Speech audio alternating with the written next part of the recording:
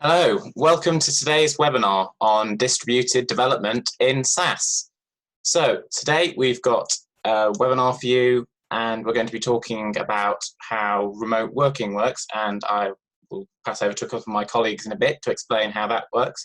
Especially at the moment, this is quite a topical thing because lots of us are working out of the office, and so really today we'll be discussing how distributed development over time and at the moment is affecting how developers work. So before I start talking you through the agenda, if anyone has any questions, make sure to leave them in the chat or put them in the Q&A and we will get to them at the end and I'll put them to our panel. So what we're going to be talking about today is, obviously at first we're going to define what distributed development is and what it really means.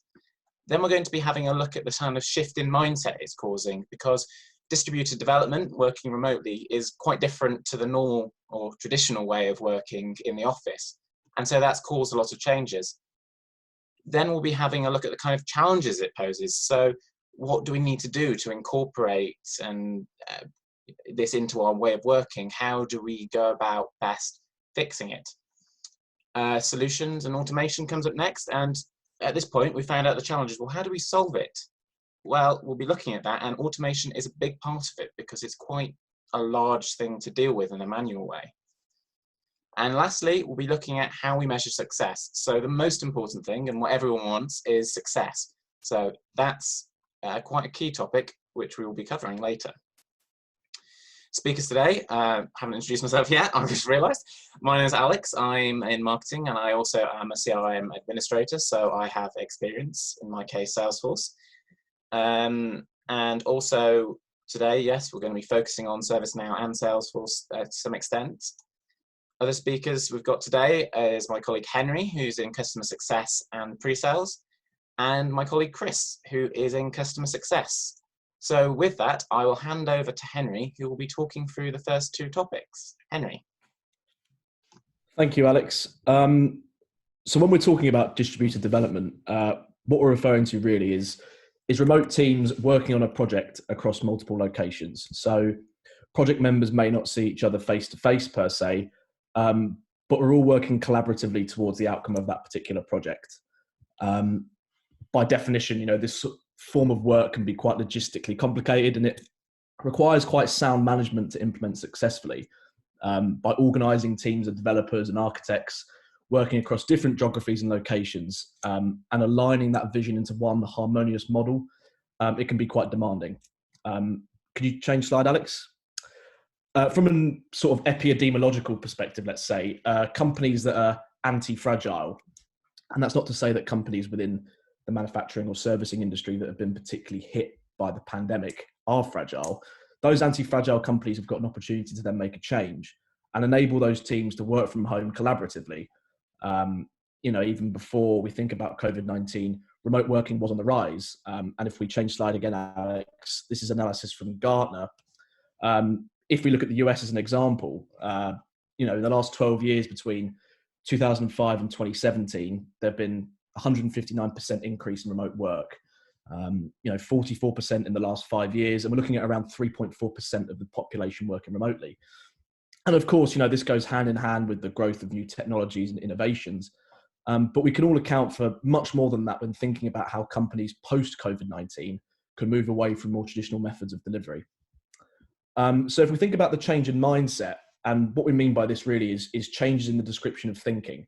So moving away from that 9-to-5 mindset and moving towards more discrete, autonomous pieces of independent work that hit objectives. And from this comes an empowerment of developers and architects, and it brings together two-way trust to deliver on these objectives. Of course, for managers, tracking a developer working remotely in an external environment means there's inevitably going to be less visibility, because your focus is instead shifted shifts onto objectives and deliverables. If we could change slide. If we think about SaaS platforms specifically, with ServiceNow and Salesforce, those platforms allow you to work from anywhere as the browser acts as your development platform. Certainly from our point of view, even with COVID-19, we haven't really seen a decrease in development activity. And I know that Chris will touch on this more a little bit later on, if we could change. From this, what then becomes an issue is trust. So it becomes a two-way concern between remote developers and their managers. Managers need to trust that their teams will deliver on time, and teams need support keeping projects on track from their managers. But how do we establish this trust, right? So if we think about the purpose of why we work, are employees working for something bigger than a paycheck? Are they making a connection to something that is intrinsically motivating in their work, such as a project deliverable? Developers and architects need to feel like they're getting better at their job and accomplishing goals. And by feeling autonomous through trust by their managers, that freedom and agency to control their work environment to get done is done as effectively and efficiently as possible. If we think about autonomy, in an office, for example, there are numerous number of elements within that work environment that are completely out of your control. From the trivial, like the type of coffee supplied in the cupboard, for example, to the more serious aspects, like the people that you're allocated to sit next to, the workspace that you're allocated with, and this can be quite constrained.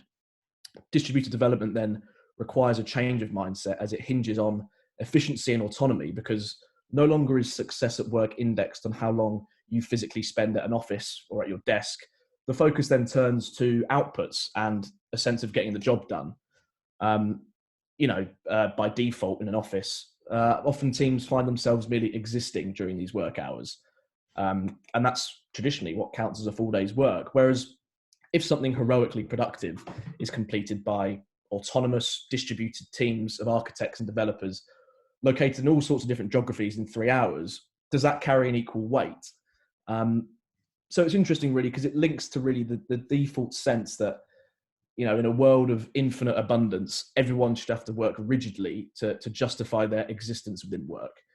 And we think that knowledge-based work, and in particularly work done in SaaS platforms, can move away from this kind of style of work by focusing on outputs and objectives, which can actually, in a way, focus the mind on what is being done, rather than just focusing on being present and well turned out in an office setting. So it brings into the question about project governance. It becomes a big question and something that managers definitely need to tackle head on. And I'm going to hand you over to Chris now to talk you through some of those challenges, some of the automation, and how we measure that success of distributing those project teams. Thanks, Henry. So just in terms of, I guess, practical challenges around distributed working. So I guess the key one, and this will apply in kind of more normal development environments as well, and should be, I guess, a behaviour that you would ideally have in a traditional work environment. But it comes really critical when you have a distributed team, which is, where am I starting from? What does my platform look like today? What is it made up of? If we were to think about ServiceNow, how many applications have I got installed? How many custom applications have I got? Do I kind of know the areas that perhaps are more problematic than others, perhaps where I have been accruing technical debt over time? So I know I need to be particularly kind of careful in those areas. I know that perhaps I may need to put particular skills around those areas to be able to kind of move forward. So knowing where I'm starting, understanding exactly what I have on the platform before I move forward is really important from a sort of foundational perspective, because that's really going to help you to define what your objectives are, and make really much better decisions about what you want to build going forward, how you want to build it, and help your team to build kind of good quality functionality. So, if we even delve into that further, I mean, really, what you're wanting to understand, again, particularly pertinent to SaaS platforms, is, how does my platform look from a customization perspective? To what extent, have I been using the click functionality to build functionality, versus have I been having to customize code or build custom code to solve business problems? And again, that knowing that information is incredibly kind of helpful to a distributed team in order to be able to delve into that, understand exactly what the kind of the history of the environment is, and then be able to make good decisions going forward, again against very clear objectives. And I guess, one of the final kind of challenges around that, sorry, I'll follow on to this slide in just a second, is just, things like code reviews, for example. So that's another one, in terms of the production process. Clearly, many of us will come from a world in which, code reviews are quite a tactile kind of thing. You're sitting in a room, you're having a conversation, you're going through a particular piece of functionality. How do we approach that in the distributed world? What does that look like? To what extent can we automate that code review process? Sorry, Alex. Yes, next slide. Thank you. So I guess in terms of supporting that and moving forward, then we really need to kind of have a view of what it's important to measure going forward and be able to kind of govern over time. So there's just a kind of a few examples here. So one is lines of code, which is giving us a bit of a proxy for functionality and velocity. So here we're just kind of showing that, knowing that information gives you, can give you insight into the productivity of your platform.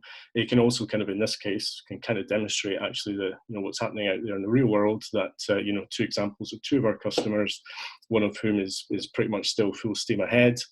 They're in a sector that is very, very busy right now. And then on the right-hand side is a customer that actually, is incredibly impacted by COVID, and as we can see, their development is really tailing off. So that ability to have that visibility on your productivity is obviously going to be very important. Next slide, please.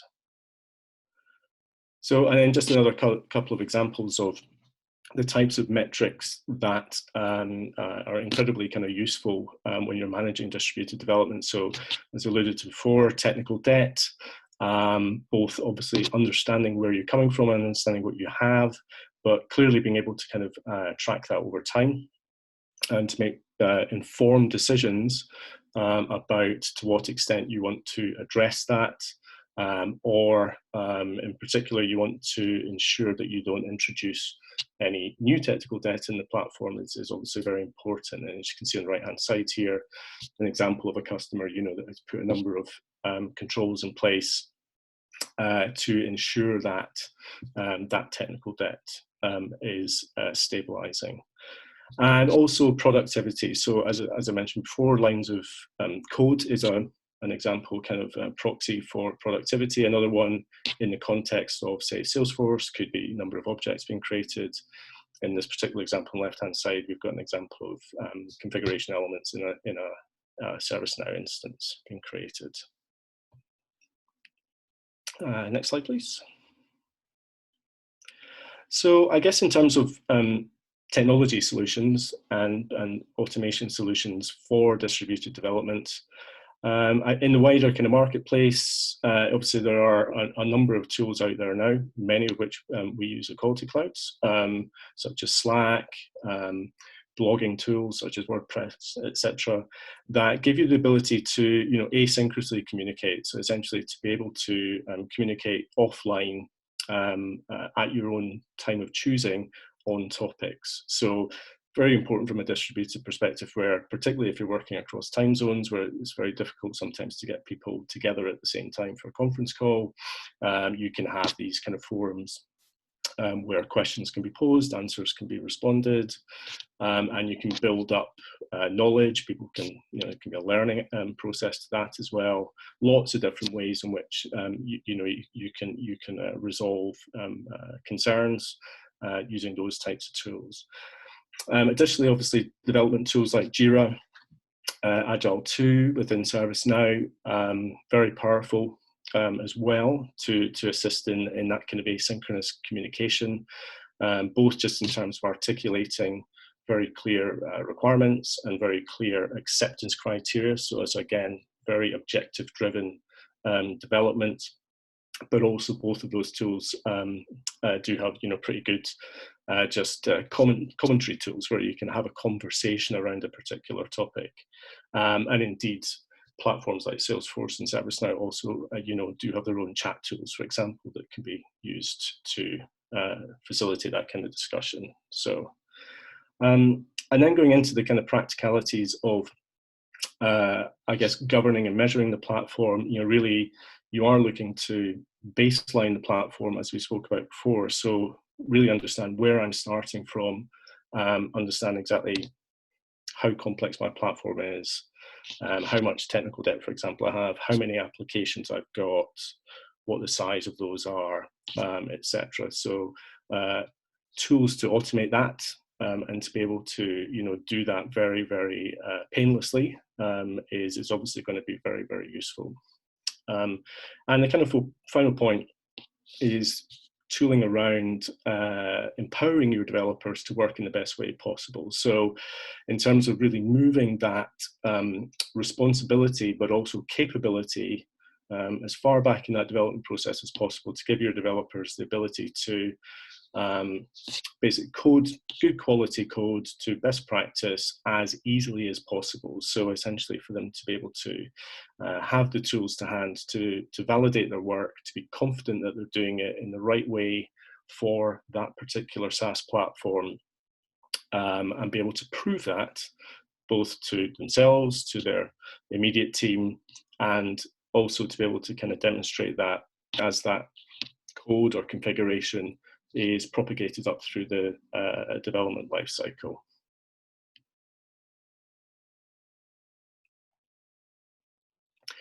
So yeah, so just to reiterate in terms of success then, I mean, it's absolutely sort of critical that you do have a framework in which you have an agreed set of metrics that you can use to baseline and then trace the success of your objectives over time.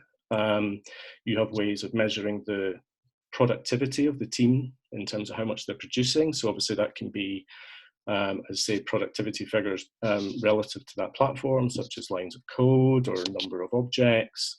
But clearly, you may very well also be using other tools which are, very focused on productivity as well. So if you're using Jira, you'll be able to kind of use the story points, etc., to be able to see the velocity through the platform. But clearly, what you want to be also be able to prove is that while your productivity is ideally increasing, your quality is also not being affected. So that's really, really kind of really important. And I think just to reiterate on the quality side of things, that really should be, and certainly in our experience, it works best when that is a very collaborative kind of activity within a development team and within a management team to come up with a common set of quality approaches or quality best practices that everyone agrees to are a good and sensible fit for their organization, because everyone is a little bit different and everyone does have a different view exactly of what success looks like from a quality perspective. Okay, next slide. So takeaways, yeah, I mean, just to reiterate, what Henry articulated very well. It's there's nothing necessarily absolutely new about distributed development in the sense that many organizations have been, moving towards a much more sort of outcome or objective-driven approach. But certainly within the distributed context, that becomes absolutely critical that you have very clear objectives about what you expect those remote working development teams to achieve, and indeed you give them the tools to be able to achieve that. So there's obviously no point telling people what the objective is if they do not have the tools and they are not empowered to deliver against those objectives and to deliver that to the appropriate level of quality. Now, clearly, as long as that's the case, then being able to kind of prove that, so be able to measure that, is absolutely critical. So yeah, I mean, that's basically it. But I think the kind of key point is actually, if you look at it in the right way, distributed development can be a real opportunity for an organization to rethink exactly how it works, to be very kind of outcome driven, and to embed good practice within that development process so that their developers are, as I say, empowered to work in the right way, and the process is built in such a way that you have all the controls and all of the governance in place to be able to prove that. So that's it. Okay, thanks, Chris. So next up, we'll be doing a Q&A. Just before, if you want to write in any questions, get them in. Before we do that, I'd just like to let you know about the next webinar we'll be running. It's going to be about ServiceNow. And I'm going to have our CTO joining me, and we'll be talking about how to return your ServiceNow out of the box, and a kind of brief rundown of the agenda there, which if you want to read it, you can go through. And I know that's a big topic at the moment. It's something that people keep talking about, going back to out of the box. So we thought we'd share our thoughts. I know, Chris, you were talking a bit earlier about configuration versus customization, and that feeds into it quite well. Mm-hmm. So let's have a look at the questions we've got here. I've got one here, Chris, which asks, or Henry, if you want to add anything, which metrics are kind of relevant to measure the productivity? So I think you've talked about this a little bit. Is there any more details about the kind of metrics that we could look at to measure their productivity? Yeah, I mean, I think from our perspective, a couple of the key metrics that we would look at are lines of code on the platform and the evolution of that. So that could be, ServiceNow, JavaScript, or in the Salesforce world, Apex code. Just a number of objects or configuration elements in both of those kind of platforms. So obviously, a lot of the functionality that's built on these platforms now is has no code at all. It's just built through clicks. So that can give you a proxy for productivity as well. And again, obviously there are outside of our world, there are the sort of the development requirements platforms and defect platforms such as Jira and ServiceNow, which are use the sort of standard agile methodologies to measure productivity or velocity. So I think a kind of combination of those things really gives you that insight. I've got quite an interesting one here, Chris, which asks about the kind of difference that you find with distributed development with internal and external teams, because I know lots of people will have a mix of their internal teams that might be scattered around the world, but they might also have external providers. Yeah, exactly. And I think that's why, I mean, we kind of see it from we see it from a couple of perspectives, that there's the top-down kind of governance aspect, which is having the visibility on what is being produced by both your internal and external teams is absolutely critical, really. So, you need to have both from a productivity perspective, it's going to be important, but really as important, you want to be able to demonstrate that the quality coming out of that group, whether that's internal or external, is meeting a particular set of prescribed standards. And certainly, we've seen customers actually, using our tools, for example, to put a pretty strong quality gate in place with external providers to say, we will not take your deliverable if it does not meet these objectives. So, yeah. But I think, as you're saying, Chris, that's good. But I think also what we found is it also helps build trust on both sides. So yeah, in terms of these external providers, they can show to their customers that actually we said we were going to deliver this. This is exactly what we've delivered. Yeah. And it really helps, even though theoretically, I guess you're two companies, you can work off the same sheet and you can all be on the same page. Yeah. So it really helps collaboration. Yeah, and that fosters a sort of long-term relationship, doesn't it? Which I think most people are really looking for. Most good external relationships are not short-term. They're things you want to build together. Yeah. Yes. Yeah. Another question here about we talked a bit about productivity metrics, Chris. Is there anything more we can say about quality metrics? So because we can see if people are working, I guess, but how do we know it's still high quality, the work that's being produced remotely? Yeah, I mean, specifically from a quality clearance perspective, we do use a couple of metrics that we provide to our customers to be able to give that insight. So, I mean, one of them is technical debt, which obviously most people would be be aware of conceptually, and that essentially is telling you and giving you a metric to kind of say, is this group of people or is this developer, are they introducing any new technical debt in the code that they're developing? And that can be rolled up at the platform level, and you can manage it there. We also actually have a quality of cloud metric that we employ, which is a little bit more sophisticated because it essentially weights by the severity of the technical debt and some other kind of complexity variables, such as number of lines code, number of configuration elements on your SaaS instance, that type of thing. So that is a more sort of nuanced, more probably slightly more informed metric that gives you an overall picture of quality.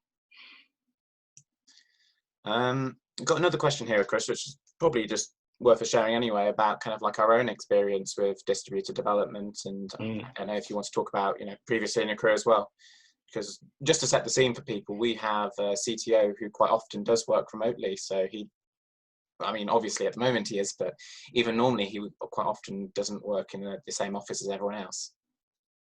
Yeah, I mean, I think it's I mean, we're going through the same, the same kind of experience as everyone else, aren't we? I think we were relatively office based, prior to about 6 weeks ago. But obviously, we, all of us, have had the opportunity to kind of work from home for various kind of periods of time as well. And I think actually what it's kind of, but we've also have invested in a lot of the technology platforms that we've been discussing. So we are users of Jira and Slack and Monday and tools like that make it very easy for us to discuss topics internally. And as I say, I personally, those are tools that I've used in the past, and I certainly have done a lot of not so much remote working, but I've done a lot of working globally, so across time zones, which is very similar in many ways, because the challenge is how do we work around a problem together when it's actually, practically speaking, not particularly easy for us all to get on a call. And tools like Jira, Slack, those kinds of platforms, plenty others as well, I think are fantastic for that. I've got another question. I've got a question just come in about the webinar, but I'll answer that after getting to this one, which is kind of about where do you really see the future of automation going? Because we can do a lot of things at the moment. We can automate a lot of things, but do you think, where is it going to go? What will we be able to do to make this distributed development, remote working, even better than it is right now? I know that's a big question, Chris. Automate the things that aren't automated yet. I think it is going to be an evolution. I think like any of these things, the more that you start off automating one part of a process, so if we're talking about quality clouds, for example, we have automation around code checking. So this idea that you can automatically code review your own code, that really takes it, that needs to do a manual code review with a senior developer and architect, is pretty much removed, because you can do it yourself using best practice. However, the next stage in that process, which is to move that code through a deployment process or a continuous deployment integration process. Now we can automate steps of that, but I think there's lots and lots of opportunity to do much more automation with that as well. So essentially you can embed the sort of the quality checking at every stage of the process, so you can pretty much have 100% confident that you're just not letting stuff through that you haven't decided to let through. Whereas, anytime there's a manual process, there's always the opportunity for someone to decide just not to do it. So, and that would be, integrating. I think certainly from our perspective, that's as DevOps platforms continue to evolve. That's just doing more and more integration with tools like that. Platforms like Git, for example, on the Salesforce side. DevOps tools like Capado. I think that's kind of where it's going from our perspective. So yes, Interesting answer, Chris. Just to get onto this question I've had about the webinar, this next webinar is going to be featuring upgrades. So yes, as part of out of the box, upgrades within the ServiceNow context are quite a big feature, obviously. And without giving too many spoilers, it is one of the biggest reasons that you might want to go more out of the box. And I think it looks like we've reached the end of the half an hour. So unless anyone has any really pressing questions, I think, thanks for everyone for attending. If you have any ideas for any future webinars or have any more questions, get in touch. It's been a pleasure to host this today. And thanks, Chris and Henry, for speaking. Thank you, everyone. Bye. Yeah. Bye.